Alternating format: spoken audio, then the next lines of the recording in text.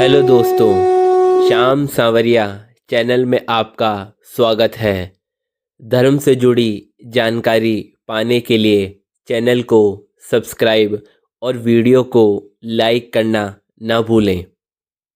मर्यादा पुरुषोत्तम भगवान श्री राम की नगरी अयोध्या में एक और इतिहास रच दिया है। जी हाँ, श्री माननीय प्रधानमंत्री नरेंद्र मोदी जी ने मंदिर के शिखर पर ध्वज स्थापित कर पूर्ण राम मंदिर का अनावरण कर दिया है। लेकिन आपको बता दें, अयोध्या में राम मंदिर की प्राण प्रतिष्ठा से पहले और बाद में कई चमत्कार हुए, जिससे ये साबित होता है कि सनातन ही सत्य है। उस समय कई जगहों पर गिद्धों का दिखना, कई जगह पर भालू का प्रकट होना, प्रभु श्री राम की मूर्ति के पास वानरों का आ जाना, कई ऐसे बड़े साक्षात चमत्कार देखे गए हैं जो साक्षात प्रमाण देते हैं कि कोई तो ऐसी शक्ति है जो इस संसार को चला रही है।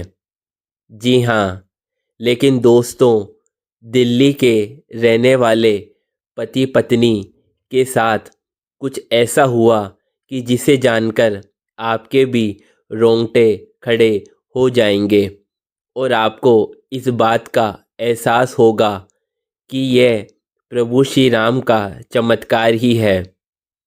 22 जनवरी 2024 के दिन राम मंदिर में रामलला की प्राण प्रतिष्ठा हुई। इस दिन देश विदेश की कई बड़ी हस्तियां मौजूद थी।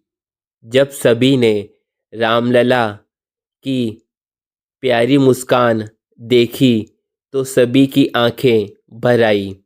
जिस मूर्तिकार ने मूर्ति को बनाया, उनका भी कहना था कि प्राण प्रतिष्ठा के बाद मूर्ति के भाव बदल गए, मुस्कान बदल गई है, मानो मूर्ति के अंदर प्राण आ गए हों।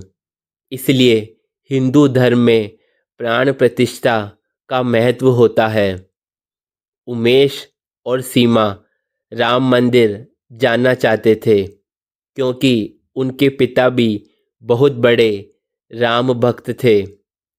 उनके पिता अपनी आंखों से राम मंदिर का निर्माण नहीं देख पाए, लेकिन अपने पिता की तस्वीर लेकर वह अपनी पत्नी और 12 साल की बच्ची को लेकर दिल्ली से अयोध्या के लिए रवाना हो गए। उनका मानना था कि इस फोटो के माध्यम से वह प्रभु श्री राम के दर्शन अपने पिता को कराएंगे। लेकिन उमेश को इस बात का अंदाज़ा नहीं था कि प्राण प्रतिष्ठा के बाद ज़्यादा भीड़ होगी। जब वह अयोध्या पहुँचे तो वहाँ का नज़ारा देखने लायक था।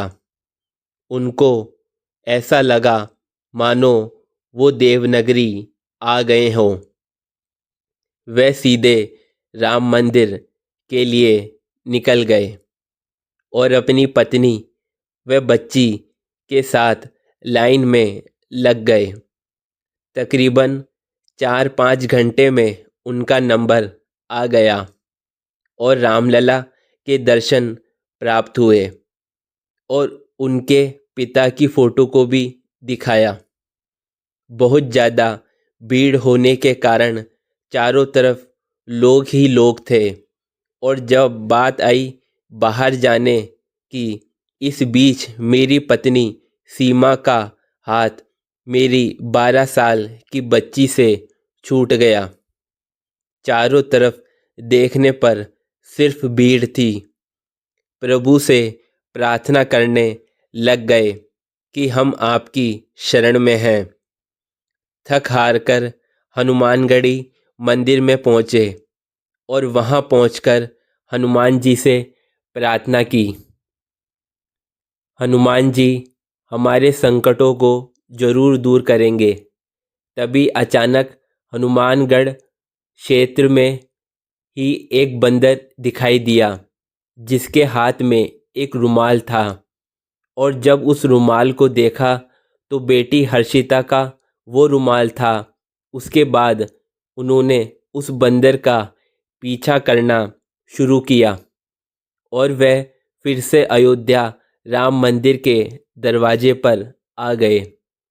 दरवाज़ा बंद हो गया था, लेकिन वह बंदर हर्षिता के रुमाल को मंदिर के दरवाजे पर रखकर चला गया। ऐसा लग रहा था मानो उनकी बच्ची मंदिर के अंदर मौजूद हो। रात्रि हो चुकी थी। इंतजार करने के अलावा कोई रास्ता नहीं था। संकट मोचन पर भरोसा था। जब प्रातःकाल दरवाजे खोले गए, भीड़ मंदिर का दरवाज़ा खुला तो जैसे ही भीड़ रामलला के दर्शन करने को आतुर थी। दरवाज़ा खुलते ही उमेश और सीमा के रोंगटे खड़े हो गए। मंदिर के पुजारी उस बच्ची को हाथ में लिए खड़े थे। उनका कहना था कि ये बच्ची रात्रि से मंदिर में है। सुबह प्रातः दरवाजे खुलते ही रामलला के गर्भगृह में मिली थी। ऐसा लग रहा था साक्षात रामलला इसके साथ खेल रहे हों। वहाँ एक बंदर भी था जो हमको यह रुमाल देकर गायब हो गया था। दोनों पति पत्नी को अपनी बच्ची फिर मिल गई थी। उनकी आस्था टूटी नहीं बल्कि और मजबूत हो गई थी। यह हनुमान जी का एक बहुत बड़ा चमत्कार था।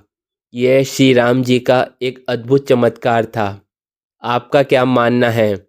अपनी राय कमेंट बॉक्स में ज़रूर लिखें। जय श्री राम। और धर्म से जुड़ी जानकारी पाने के लिए चैनल को सब्सक्राइब करना ना भूलें।